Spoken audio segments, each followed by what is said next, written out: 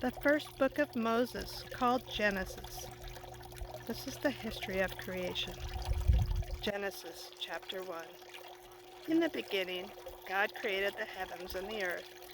The earth was without form and void, and darkness was on the face of the deep, and the Spirit of God was hovering over the face of the waters.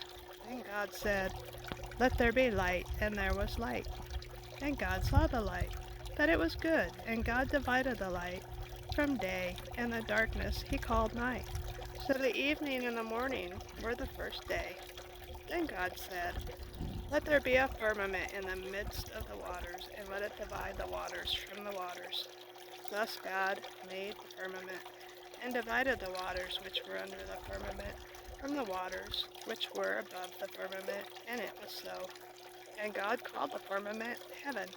So the evening and the morning were the second day.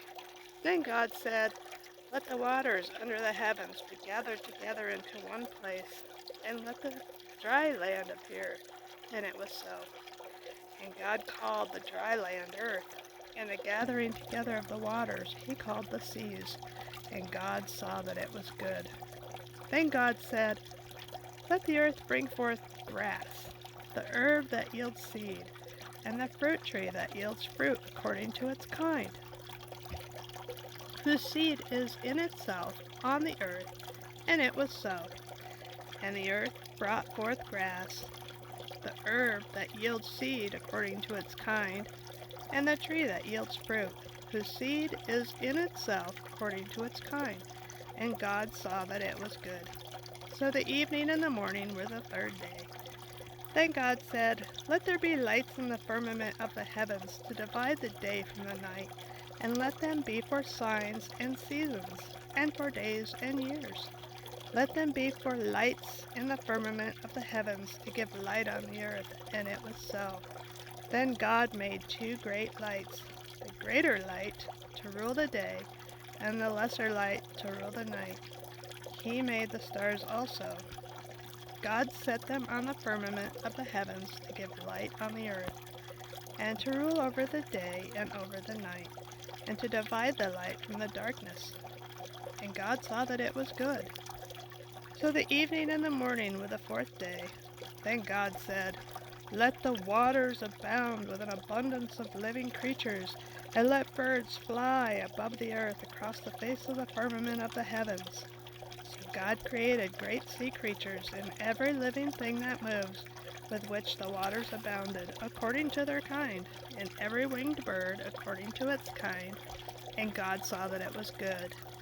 And God blessed them, saying, "Be fruitful and multiply, and fill the waters and the seas, and let the birds multiply on the earth." So the evening and the morning were the fifth day. Then God said, "Let the earth bring forth the living creature according to its kind, cattle and creeping thing, and beasts of the earth, each according to its kind." And it was so. And God made the beasts of the earth according to its kind, cattle according to its kind, and everything that creeps on the earth according to its kind. And God saw that it was good. Then God said, "Let us make man in our image, according to our likeness, and let them have dominion over the fish of the sea, over the birds of the air, and over the cattle, over all the earth, and over every creeping thing that creeps on the ground." So God created man in his own image. In the image of God he created them, male and female he created them. Then God blessed them, and God said to them, "Be fruitful and multiply, fill the earth and subdue it. Have dominion over the fish of the sea, over the birds of the air, and over every living thing that moves on the earth." And God said, "See, I have given you every herb that yields seed, which is on the face of all the earth, and every tree whose fruit yields seed. To you it shall be for food. Also to every beast of the earth, to every bird of the air, and to everything that creeps on the earth in which there is life, I have given every green herb for food." And it was so. Then God saw everything that he had made, and indeed it was very good. So the evening and the morning were the sixth day. Genesis chapter 2. Thus the heavens and the earth and all the host of them were finished, and on the seventh day God ended his work which he had done, and he rested on the seventh day from all the work which he had done. Then God blessed the seventh day and sanctified it, because in it he rested from all his work which God had created and made. This is the history of the heavens and the earth when they were created, in the day that the Lord God made the earth and the heavens, before any plant of the field was in the earth, and before any herb of the field had grown. For the Lord God had not caused it to rain on the earth, and there was no man to till the ground. But a mist went up from the earth, and watered the whole face of the ground.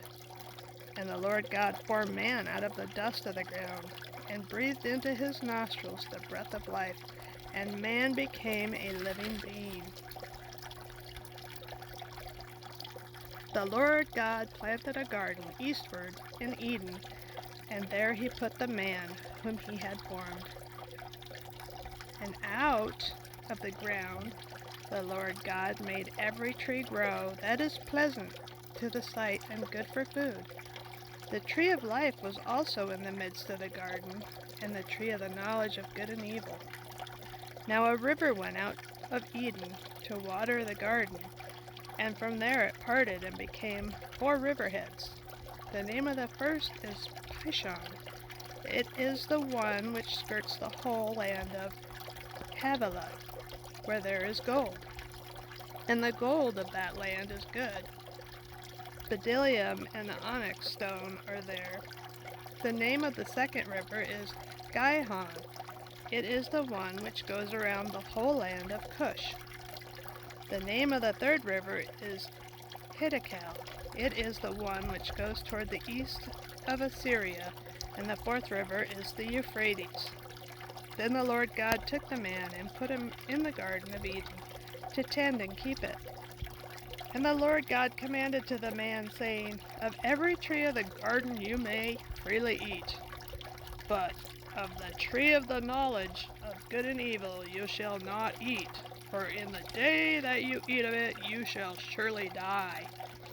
And the Lord God said, It is not good that man should be alone.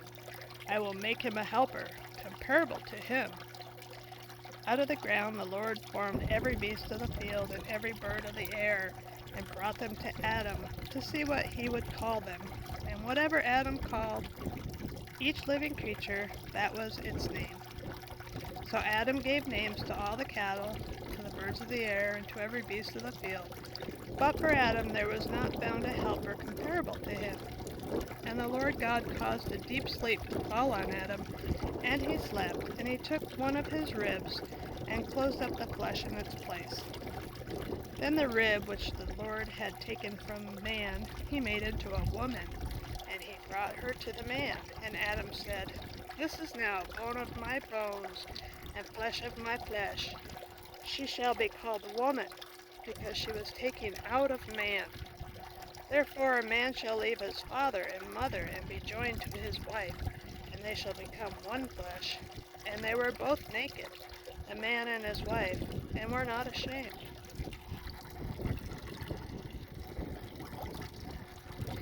Now the serpent was more cunning than any beast of the field which the Lord had made.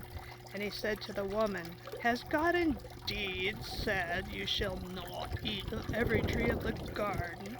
And the woman said to the serpent, We may eat the fruit of the trees of the garden, but of the fruit of the tree which is in the midst of the garden, God has said, You shall not eat it, nor shall you touch it, lest you die. Then the serpent said to the woman, You will not surely die. For God knows that in the day you eat of it, your eyes will be opened, and you will be like God, knowing good and evil.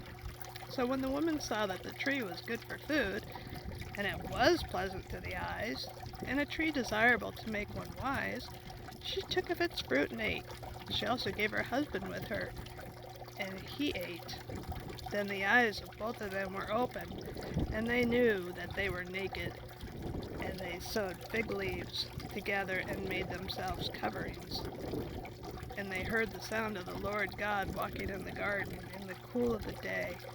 And Adam and his wife hid themselves from the presence of the Lord God among the trees of the garden. Then the Lord God called to Adam and said to him, "Where are you?" So he said, "I heard your voice in the garden, and I was afraid because I was naked and I hid myself." And he said, "Who told you that you were naked? Have you eaten from the tree of which I commanded you that you should not eat?" And the man said, "The woman whom you gave to be with me, she gave me of the tree, and I ate." And the Lord God said to the woman, "What is this you have done?" The woman said, "The serpent deceived me, and I ate." So the Lord God said to the serpent, "Because you have done this, you are cursed more than all cattle, and more than every beast of the field. On your belly you shall go, and you shall eat dust all the days of your life. And I will put enmity between you and the woman, and between your seed and her seed. He shall bruise your head, and you shall bruise his heel." To the woman God said, "I will greatly multiply your sorrow and your conception. In pain you shall bring forth children. Your desire shall be for your husband, and he shall rule over you." Then to Adam he said, "Because you have heeded the voice of your wife, and have eaten from the tree of which I commanded you, saying, 'You shall not eat of it,' cursed is the ground for your sake. In toil you shall eat of it all the days of your life. Both thorns and thistles it shall bring forth for you. And you shall eat the herb of the field. In the sweat of your face you shall eat bread, till you return to the ground.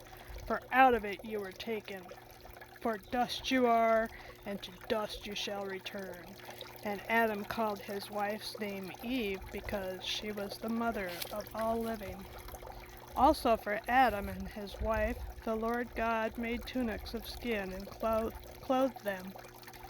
Then the Lord God said, "Behold, the man has become like one of us, to know good and evil.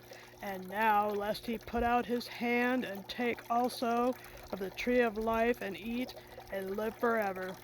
Therefore the Lord God sent him out of the garden of Eden to till the ground from which he was taken. So he drove out the man, and he placed cherubim at the east of the garden of Eden, and a flaming sword, which turned every way to guard the way to the tree of life.